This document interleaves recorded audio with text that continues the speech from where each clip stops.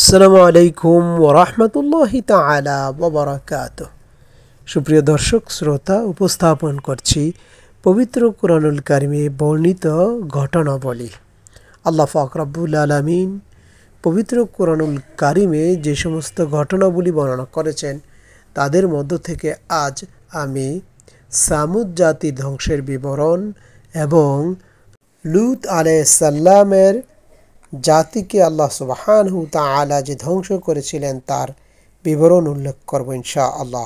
সামুদ জাতি ধ্বংসের ব্যাপারে আল্লাহ তাআলা বলেন, وإلى ثمود أخاهم صالحا قال يا قوم اعبدوا الله ما لكم من إله غيره هو أنشأكم من الأرض واستعمركم فيها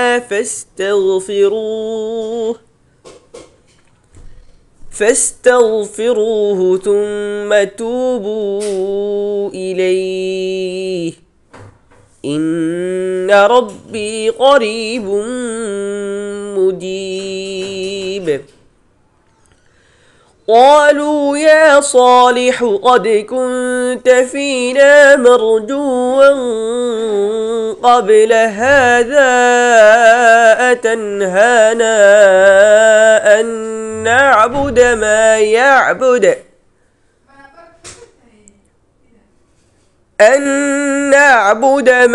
يعبد آباؤنا وإننا لفي شك مما تدعونا إليه مريب قال يا قوم أرأيتم إن كنت على بينة من ربي وآتاني منه رحمة فمن ينصرني من الله إن عصيته فما تزيدونني غير تخسير ويا قوم هذه ناقة الله لكم آية فذروها تأكل في أرض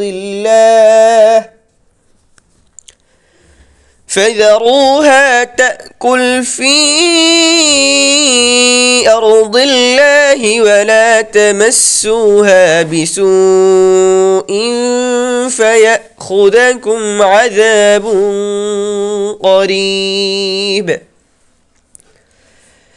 فعقروها فقال تمتعوا في داركم 3 أيام ذلك وعد غير مكذوب فلما جاء أمرنا نجينا صالحا والذين آمنوا معه برحمة منا ومن خزي يومئذ إن ربك هو القوي العزيز وأخذ الذين ظلموا الصيحة فأصبحوا في ديارهم جاثمين كأن لم يغنوا فيها ألا إن ثمود كفروا ربهم ألا بعدا لثمود আর সামুদ জাতির কাছে তাদের ভাই সালেহ আলাইহিস সালামকে পাঠিয়েছিলাম। সে বলল, হে আমার জাতি, আল্লাহর বন্দেগী করো, তিনি ছাড়া তোমাদের কোনো উপাস্য নাই। তিনি জমিন হতে তোমাদেরকে পয়দা করেছেন আর তন্মধ্যে তোমাদেরকে বসতি দান করেছেন। অতএব তার কাছে ক্ষমা চাও, প্রার্থনা করো, অতঃপর তারই দিকে ফিরে চলো। আমার প্রতিপালক তো অতি নিকটেই আছেন, আর তিনি দোয়া কবুল করেন। তার বান্দারা তারা বলল, হে সালেহ, ইতিপূর্বে তোমার কাছে আমাদের বড় আশা ছিল। আমাদের বাপ-দাদা যা পূজা করত, তুমি কি আমাদেরকে তার পূজা করতে নিষেধ করছ? তুমি আমাদেরকে যেদিকে ডাকছ সে সম্পর্কে আমরা বিভ্রান্তিকর সংশয়ে পড়ে আছি। সালেহ বলল, হে আমার জাতি, তোমরা কি চিন্তা করে দেখেছ, আমি যদি আমার পালনকর্তার সুস্পষ্ট প্রমাণের উপর থাকি আর তিনি যদি আমাকে নিজের তরফ হতে রহমত দান করে থাকেন, এমত অবস্থায় আমি যদি তার অবাধ্য হই, তবে তার আযাব থেকে কে আমাকে রক্ষা করবে? তোমরা তো কেবল আমার ক্ষতিরই বাড়িয়ে দিতে চাও। আর হে আমার জাতি, আল্লাহর এই উষ্টিটি তোমাদের জন্য নিদর্শন। অতএব তাকে আল্লাহর জমিনে বিচরণ করে যেতে দাও। ওকে কোনো প্রকার বাধা প্রদান করিও না ও কষ্ট দিও না, নচেত অতি সত্বর তোমাদেরকে আযাব পাকড়াও করবে। তবু তারা উষ্টিটির পা কেটে দিল। তখন সালেহ বলল, তোমরা নিজেদের গৃহে 3টি দিন জীবন উপভোগ করে নাও। ইহা এমন ওয়াদা যা মিথ্যা হতে পারে না। অতঃপর আমার আযাব যখন উপস্থিত হলো, তখন আমি সালেহ আলাইহিস সালাম ও তার সঙ্গী ঈমানদার জনগণকে নিজ রহমতে উদ্ধার করি এবং সেদিনকার অপমান হতে রক্ষা করি। নিশ্চয়ই তোমার পালনকর্তা তিনি সর্বশক্তিমান পরাক্রমশালী। আর প্রচণ্ড শব্দ পাপিষ্ঠদের পাকড়াও করল। ফলে ভোর না হওয়াতেই তারা নিজ নিজ গৃহসমূহের উপর হয়ে পড়ে রইল, যেন তারা কোনোদিনই সেখানে ছিল না। জেনে রেখো, সামুদ জাতি তাদের পালনকর্তাকে অস্বীকার করেছিল। জেনে রেখো, সামুদ জাতিকে রহমত হতে দূরে নিক্ষেপ করা হয়েছিল। পবিত্র কোরআনের 11তম সূরার 61 থেকে 68 নম্বর আয়াতে আল্লাহ সুবহানাহু ওয়া তাআলা এ কথা বলেন। হযরত সালেহ আলাইহিস সালাম কোমল ভাষায় ও সৌজন্যমূলক আচরণের মাধ্যমে এভাবেই তাদেরকে কল্যাণের পথে আহ্বান করেছিলেন। কিন্তু তার সম্প্রদায় অল্প সংখ্যক লোক ছাড়া তার ডাকে কেউ সাড়া দেয়নি। মুফাসসিরিন কিরামগণ উল্লেখ করেছেন, সামুদ সম্প্রদায়ের লোকেরা একবার এক স্থানে সমবেত হয়। ওই সমাবেশে নবী সালেহ আলাইহিস সালাম আগমন করেন এবং তাদেরকে আল্লাহর দিকে আহ্বান জানান, উপদেশ দান করেন, ভীতি প্রদর্শন করেন, নসিহত করেন এবং তাদেরকে সৎ কাজ করার জন্য নির্দেশ দেন। উপস্থিত লোকজন তাকে বলল, ওই যে একটা পাথর দেখা যায়, এর মধ্য থেকে যদি অমুক অমুক গুণ সম্পূর্ণ একটি দীর্ঘকার 10 মাসের গর্ভবতী উটনী বের করে দেখাতে পারো, তবে দেখাও। সালেহ আলাইহিস সালাম বললেন, তোমাদের বর্ণিত গুণসম্পন্ন উটনী যদি আমি বের করে দেই, তাহলে কি তোমরা আমার আনিত দ্বীন ও আমার নবুয়তের প্রতি বিশ্বাস স্থাপন করবে? তারা সবাই বলল, হ্যাঁ, বিশ্বাস করব। তখন তিনি এই কথার ওপর তাদের থেকে অঙ্গীকার ও প্রতিশ্রুতি গ্রহণ করলেন। এরপর সালেহ আলাইহিস সালাম সালাত আদায়ের জন্য দাঁড়িয়ে গেলেন এবং আল্লাহ সুবহানাহু ওয়া তাআলার নিকট দোয়া করলেন। আল্লাহ সুবহানাহু ওয়া তাআলার কাছে তাদের উদ্দেশ্য পূরণের জন্য প্রার্থনা করলেন। আল্লাহ তাআলা তার প্রার্থনা কবুল করলেন এবং ওই পাথরকে কেটে গিয়ে অনুরূপ গুণসম্পন্ন একটি উটনী বের করে দেওয়ার নির্দেশ দেন। যখন তারা স্বচক্ষে এরূপ উটনী দেখতে পেল তখন অনেকেই ঈমান আনল, কিন্তু অধিকাংশ লোক তাদের কুফরি ও গুমরাহির বৈরতার উপর অটল থেকে থাকল। অতঃপর হযরত সালেহ আলাইহিস সালাম তাদেরকে বলল, এটি আল্লাহর উটনী, তোমাদের জন্য নিদর্শন। একে আল্লাহ তাআলা জমিনে চড়ে খেয়ে আল্লাহ তাআলার জমিনে চড়ে খেয়ে বেড়াতে দাও এবং এর অনিষ্ট সাধন করো না, অন্যথায় এক নিকটবর্তী আযাব তোমাদেরকে পাকড়াও করবে। তারপর অবস্থা এই দাঁড়ালো যে এই উটনীটিকে তাদের মধ্যে স্বাধীনভাবে যেখানে ইচ্ছা চড়ে বেড়াতো এবং একদিন পর পর পানির ঘাটে অবতরণ করত। যেদিন সে পানি পান করত সেদিন কূপের সমস্ত পানি নিঃশেষ করে ফেলত। তাই সম্প্রদায়ের লোকেরা তাদের পালার দিন পরের দিনের জন্য প্রয়োজনীয় পানি উত্তোলন করে রাখত। দীর্ঘদিন যাবৎ এই অবস্থা চলতে থাকায় সম্প্রদায়ের লোকেরা অধৈর্য হয়ে পড়ে। এরপরে নিষ্কৃতি লাভের জন্য তারা একদা সমবেত হয়ে পরামর্শ করে তারা সম্মিলিতভাবে সিদ্ধান্ত গ্রহণ করে উটনীটিকে তারা হত্যা করবে। এর ফলে তারা উটনীটির কবল থেকে নিষ্কৃতি পাবে এবং সমস্ত প্রাণীর উপর তাদের পূর্ণ কর্তৃত্ব প্রতিষ্ঠিত হবে। শয়তান তাদেরকে এই কাজের যুক্তি ও সুফল প্রদর্শন করল। عقروا الناقة وعتوا عن أمر ربهم وقالوا يا صالح ائتنا بما تعدنا إن كنت من المرسلين। অতঃপর তারা উষ্ট্রীটিকে হত্যা করল এবং স্বীয় প্রতিপালকের আদেশ অমান্য করল। আর তারা বলল, হে সালেহ, যদি তুমি রাসূল হয়ে থাকো তাহলে নিয়ে এসো যুদ্ধদার, আমাদেরকে ভয় দেখাচ্ছ। পবিত্র কোরআনের 7 নম্বর সূরার 77 নম্বর আয়াতে আল্লাহ সুবহানাহু ওয়া তাআলা এ কথা বলেছেন। এই উক্তির মধ্যে কয়েকটি জঘন্য কুফরির কথা বলেছে। এক, আল্লাহ তাআলা যে উটনী তাদের জন্য নিদর্শন রূপে পাঠিয়েছিল তারা তাকে কোনো প্রকার কষ্ট দিতে নিষেধ করা হয়েছে।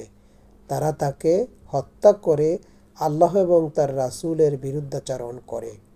2, আযাব আনয়নের জন্য তারা বেশি রকম তাড়াহুড়া করে। 3, তারা তাদের নিকট প্রেরিত রাসূলকে মিথ্যা প্রতিপন্ন করে অথচ তার নবুয়তের দাবির সত্যতার পক্ষে চূড়ান্ত প্রমাণ উপস্থিত করেছিলেন। نادوا صاحبهم فتعاطى فعقر فكيف كان عذابي ونذر। শেষে তারা তাদের সঙ্গীদের ডাকল আর সে তাকে ধরল এবং বধ করল। অতঃপর কতই না কঠোর ছিল আমার শাস্তি ও সতর্ক বাণী। পবিত্র কোরআনের 54 নম্বর সূরার 29 থেকে 30 আয়াতে কথা বলেন। فعقروها فقال تمتعوا في دياركم 3 أيام ذلك وعد غير مكذوب। তবু তারা উষ্ট্রীর পা কেটে দিল।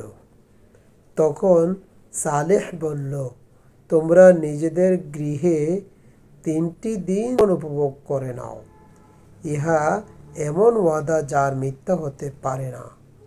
11 নম্বর সূরার 65 নম্বর আয়াত। ومكروا ومكرنا مكرا وهم لا يشعرون فانظر كيف كان عاقبة مكرهم أنا دمرناهم وقومهم أجمعين فتلك بيوتهم خاوية بما ظلموا إن في ذلك لآية لقوم يعلمون। وأنجينا الذين آمنوا وكانوا يتقون তারা এক চক্রান্ত করেছিল এবং আমি এক কৌশল অবলম্বন করেছিলাম, কিন্তু তারা বুঝতে পারেনি। অতঃপর দেখো তাদের চক্রান্তের পরিণতি কি হয়েছিল। আমি অবশ্যই তাদেরকে এবং তাদের সম্প্রদায়কে ধ্বংস করে দিয়েছি। এই তো তাদের বাড়িঘর জনশূন্য অবস্থায় পড়ে আছে, কারণ তারা বাড়াবাড়ি করেছিল। নিশ্চয়ই এতে জ্ঞানী সম্প্রদায়ের জন্য নিদর্শন আছে। আর যারা বিশ্বাস স্থাপন করেছিল এবং আল্লাহকে ভয় করত, তাদেরকে আমি উদ্ধার করেছিলাম। যে কয় ব্যক্তি সালেহ আলাইসাল্লামকে হত্যা করতে সংকল্প হয়, আল্লাহ তাআলা প্রথম তাদের উপর পাথর নিক্ষেপ করে চূর্ণ বিচ্ছিন্ন করে দেন, পরে গোটা সম্প্রদায়কে ধ্বংস করেন। যে 3 দিন তাদেরকে অবকাশ দেওয়া হয়েছিল, তার প্রথম দিন ছিল বৃহস্পতিবার। এই দিন আসরের সাথে সাথে সম্প্রদায়ের সকলের মুখ ফ্যাকাশে হয়ে যায়। দ্বিতীয় দিন শুক্রবার সকালের চেহারা লাল রং ধারণ করে। তৃতীয় দিন শনিবার সকলের চেহারা কালো রং হয়ে যায়। সন্ধ্যাবেলা তারা বলা বলি করে যে, জেনে নাও নির্ধারিত সময় শেষ হয়ে গেছে। রবিবার সকালে তারা খুশবু লাগিয়ে প্রস্তুত হয় এবং অপেক্ষা করতে থাকে কি শাস্তি ও আযাব গজব নাজিল হয় তা দেখার জন্য। তাদের কোনো ধারণাই ছিল না যে তাদের কি করা হবে এবং কোন দিক থেকে আযাব আসবে। কিছু সময় পর সূর্য যখন উপরে এসে উজ্জ্বল হয়ে উঠল, তখন আসমানের দিক থেকে বিকট আওয়াজ এলো এবং নিচের দিক থেকে প্রকম্প ভূমিকম্পন শুরু হলো। সাথে সাথে তাদের প্রাণবায়ু উড়ে গেল, সকল নড়াচড়া বন্ধ হয়ে গেল এবং যা সত্য তাই বাস্তবে ঘটে গেল। ফলে সবাই লাশ হয়ে মুখ থুবড়ে পড়ে রইল। কওমে লূতের ধ্বংসের ব্যাপারে আল্লাহ সুবহানাহু তাআলা বলেন, إنه لهدى ورحمة للمؤمنين إن ربك يقضي بينهم بحكمه وهو العزيز العليم فتوكل على الله إنك على الحق المبين إنك لا تسمع الموتى ولا تسمع الصم الدعاء إذا ولوا مدبرين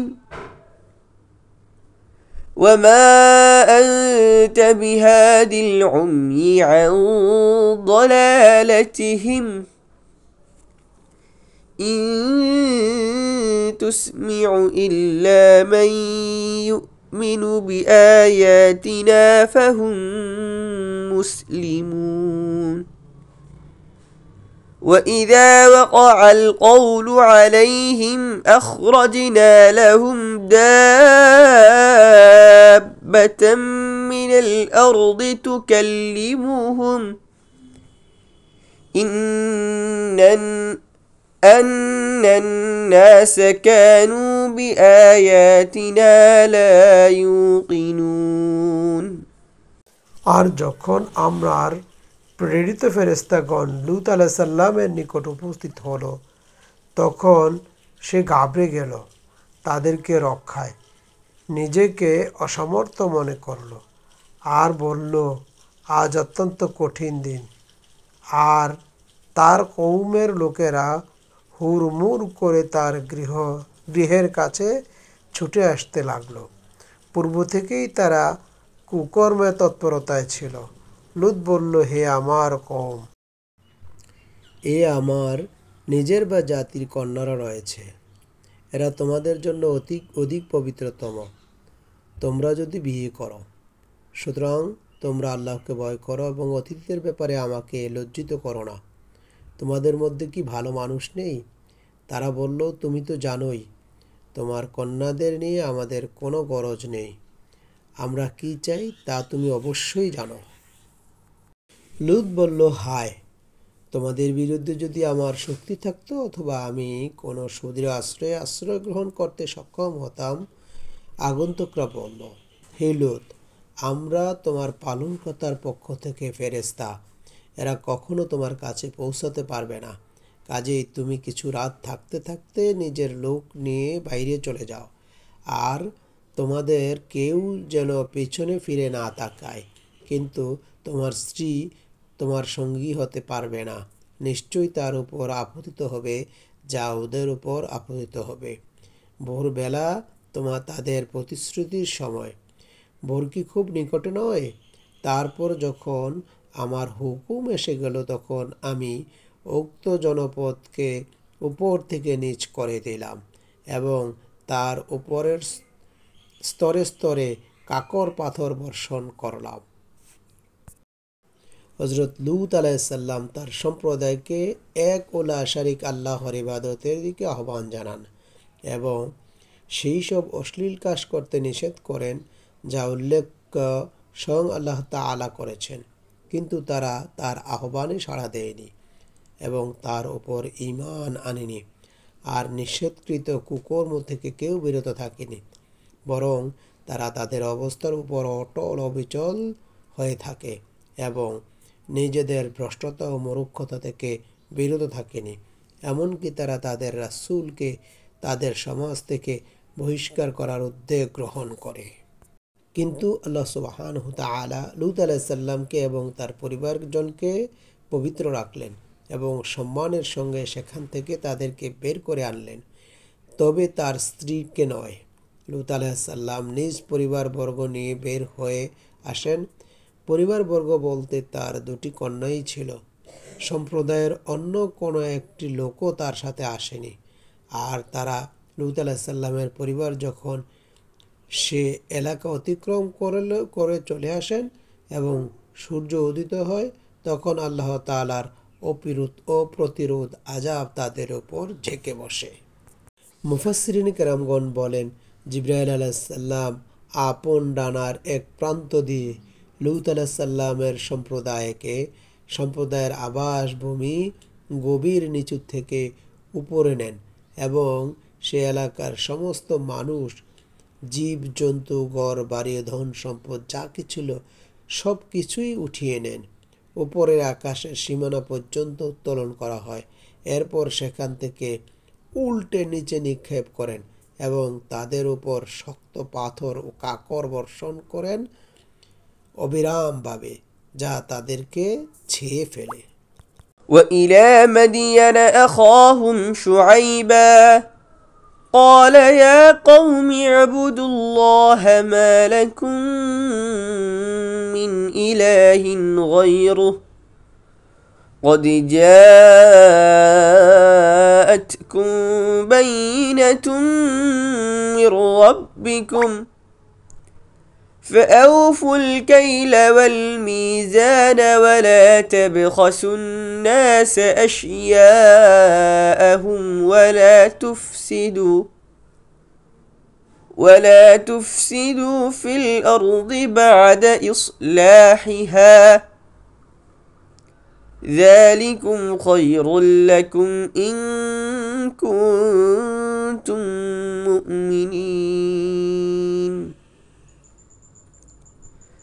ولا تقعدوا بكل صراط توعدون وتصدون عن سبيل الله من آمن به وتبغونها عوجا واذكروا إذ كنتم قليلا فكثركم وانظروا كيف كان عاقبة المفسدين وإن كان طائفة منكم آمنوا بالذي أرسلت به وطائفة لم يؤمنوا فاصبروا حتى يحكم الله بيننا وهو خير الحاكمين قال الملأ الذين استكبروا من قومه لنخرجنك يا شعيب والذين آمنوا معك من قريتنا أو لتعودن في ملتنا قال أولو كنا كارهين قد افترينا على الله كذبا إن عدنا في ملتكم قد افترينا على الله كذبا إن عدنا في ملتكم بعد إذ نجانا الله منها وما يكون لنا أن نعود فيها إلا أن يشاء الله ربنا وسع ربنا كل شيء علما على الله توكلنا ربنا افتح بيننا وبين قومنا بالحق وأنت خير الفاتحين وقال الملأ الذين كفروا من قومه لئن اتبعتم شعيبا إنكم إذا لخاسرون فأخذتهم الرجفة فأصبحوا في دارهم جاثمين الذين كذبوا شعيبا كأن لم يغنوا فيها الذين كذبوا شعيبا كانوا هم الخاسرين আমি মাদাইনের প্রতি তাদের ভাই শোয়াইব আলাইহিস সালামকে প্রেরণ করেছি। সে বলল, হে আমার সম্প্রদায়, তোমরা আল্লাহর ইবাদত করো, তিনি ব্যতীত তোমাদের কোনো উপাস্য নেই। তোমাদের কাছে তোমাদের প্রতিপালকের পক্ষ থেকে সুস্পষ্ট নিদর্শন এসে গেছে, কাজেই তোমরা মাপ ও ওজন পূর্ণ করো এবং মানুষকে তাদের প্রাপ্য বিষয়ে কম দিও না। ভূপৃষ্ঠের সংস্কার সাধন করার পর তাতে বিপর্যয় সৃষ্টি করো না, এটাই তোমাদের জন্য কল্যাণকর যদি তোমরা বিশ্বাসী হও। তোমরা পথে ঘাটে এ কারণে বসে থেকো না যে যারা ঈমান এনেছে তাদেরকে ভয় দেখাবে, আল্লাহ তাআলার পথে বাধা সৃষ্টি করবে এবং তাতে বক্রতা অনুসন্ধান করবে। স্মরণ করো যখন তোমাদের সংখ্যায় অল্প ছিলে, অতঃপর আল্লাহ তোমাদেরকে অধিক করেছেন, এবং লক্ষ্য করো কিরূপ অশুভ পরিণতি হয়েছে বিপর্যয়কারীদের। আমি যা নিয়ে প্রেরিত হয়েছি তাতে যদি তোমাদের এক দলও বিশ্বাস স্থাপন করে আর এক দল বিশ্বাস স্থাপন না করে, তবে ধৈর্য ধারণ করো যে পর্যন্ত না আল্লাহ আমাদের মধ্যে মীমাংসা করে দেন, তিনি সর্বশ্রেষ্ঠ মীমাংসাকারী। তার সম্প্রদায়ের দাম্ভিক সর্দাররা বলল, হে শুআয়ব, আমরা অবশ্যই তোমাকে এবং তোমার সাথে যারা বিশ্বাস স্থাপনকারীদেরকে শহর থেকে বের করে দেব, অথবা তোমরা আমাদের ধর্মে প্রত্যাবর্তন করবে। শুআয়ব বলল, আমরা অপছন্দ করলেও কি আমরা আল্লাহ তাআলার প্রতি অপবাদকারী হয়ে যাব যদি আমরা তোমাদের ধর্মে প্রত্যাবর্তন করি? অথচ তিনি আমাদেরকে এ থেকে মুক্তি দিয়েছেন। তাদের কাজ নয় এই ধর্মে প্রত্যাবর্তন করা, কিন্তু আমাদের প্রতিপালক আল্লাহ যদি চান, আমাদের প্রতিপালক প্রত্যেক বস্তুকে স্বীয় জ্ঞান দ্বারা বেষ্টন করে আছেন। আমরা আল্লাহ তাআলার প্রতি ভরসা করি। হে আমাদের প্রতিপালক, আমরা আমাদের সম্প্রদায়ের মধ্যে সঠিকভাবে ফয়সালা করে দাও। আপনি শ্রেষ্ঠতম ফয়সালাকারী। তার সম্প্রদায়ের কাফির সর্দার বলল, যদি তোমরা শুআয়বের অনুসরণ করো তবে নিশ্চিত ক্ষতিগ্রস্ত হবে। তারপর ভূমিকম্প তাদের পাকড়াও করলো, ফলে নিজেদের ঘরের মধ্যে মুখ থুবড়ে পড়ে থাকলো। শুআয়বের প্রতি মিথ্যাচারীরা যেন কোনো দিন সেখানে বসবাসই করেনি। যারা শুআয়বের প্রতি মিথ্যারোপ করেছিল তারাই ক্ষতিগ্রস্ত হলো। وما أرسلنا في قرية من نبي إلا أخذنا أهلها بالبأساء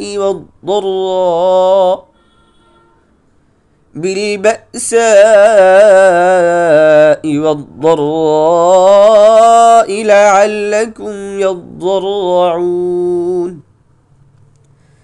ثم بدلنا مكان السيئة الحسنة حتى عفوا وقالوا قد مس آباءنا الضراء والسراء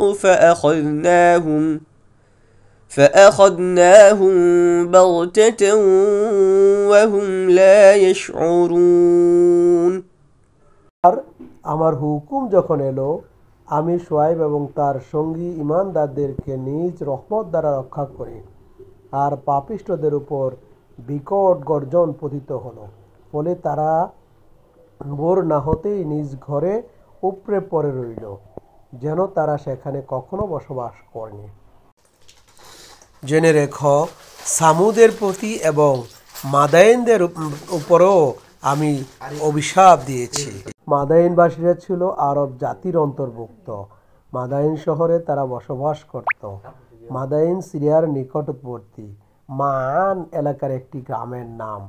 এর অবস্থান হিজাজের পার্শ্বে ও লুত সম্প্রদায়ের হ্রদের সন্নিকটে।